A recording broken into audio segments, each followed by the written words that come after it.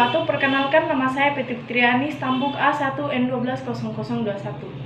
Baiklah, sebelum kita memulai mata pelajaran kali ini, sebaiknya kita berdoa sesuai agama dan keyakinan kita masing-masing. Doa dimulai. Doa selesai.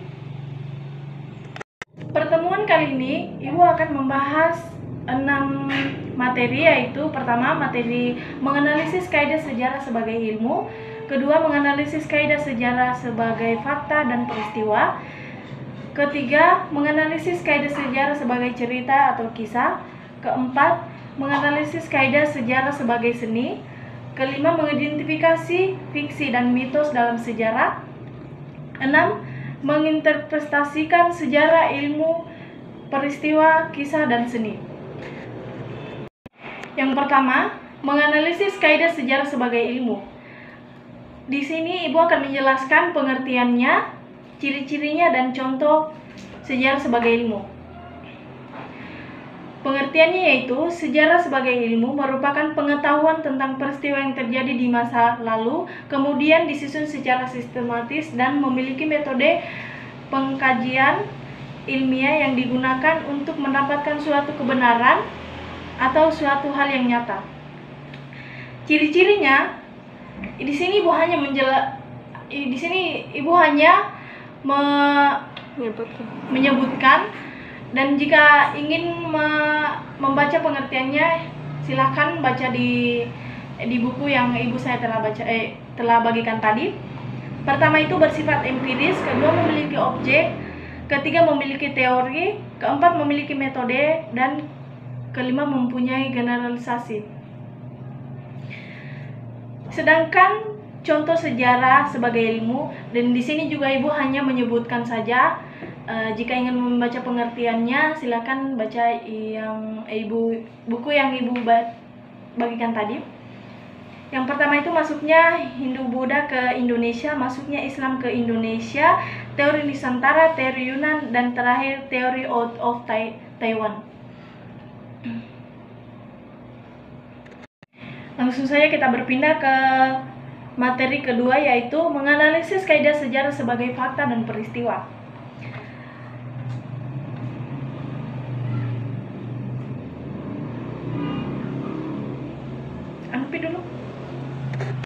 Langsung saja kita berpindah ke materi kedua, menganalisis kaidah sejarah sebagai fakta dan peristiwa. Sejarah sebagai fakta dapat didefinisikan sebagai suatu unsur yang dijabarkan baik secara langsung maupun tidak langsung dari dokumen-dokumen atau sumber sejarah setelah melalui rangkaian pengujian dan kritik.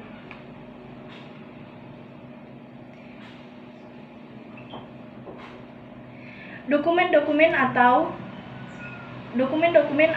sumber sejarah yang merupakan data tersebut diteliti oleh sejarawan atau menemukan fakta-fakta tersebut. Sedangkan sejarah sebagai peristiwa dapat dipahami sebagai suatu yang terjadi di dalam kehidupan masyarakat pada masa lampau.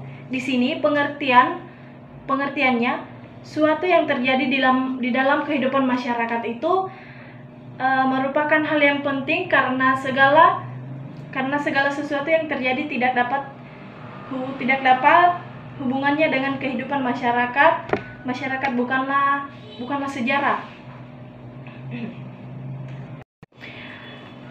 Sedangkan di materi keempat, yaitu kita akan membahas tentang menganalisis kaidah sejarah sebagai cerita atau kisah. Sejarah sebagai kisah diartikan peristiwa-peristiwa masa lalu yang direkonstruksi dan diceritakan kepada masyarakat. Sejarah sebagai kisah memiliki sifat subjektif, yang berarti suatu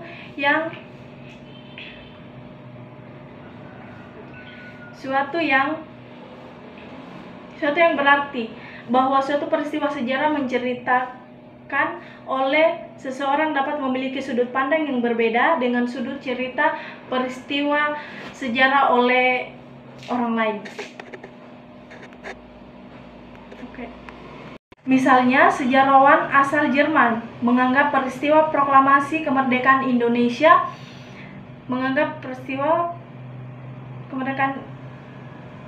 sebagai peristiwa titik awal jatuhnya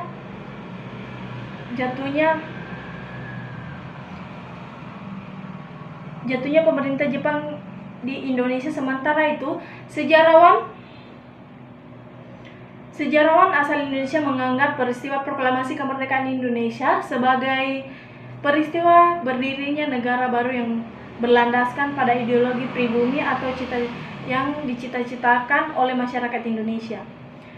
Walaupun terdapat perbedaan sudut pandang menilai suatu peristiwa sejarah, para sejarawan tetap harus menggambarkan peristiwa sejarah tersebut objektif yang dilakukan berdasarkan langkah-langkah dan penelitian sejarah. Baiklah anak-anak, sampai di sini saja materi hari ini, dikarenakan waktu kita sudah hampir selesai dan masih ada 3 materi yang belum kita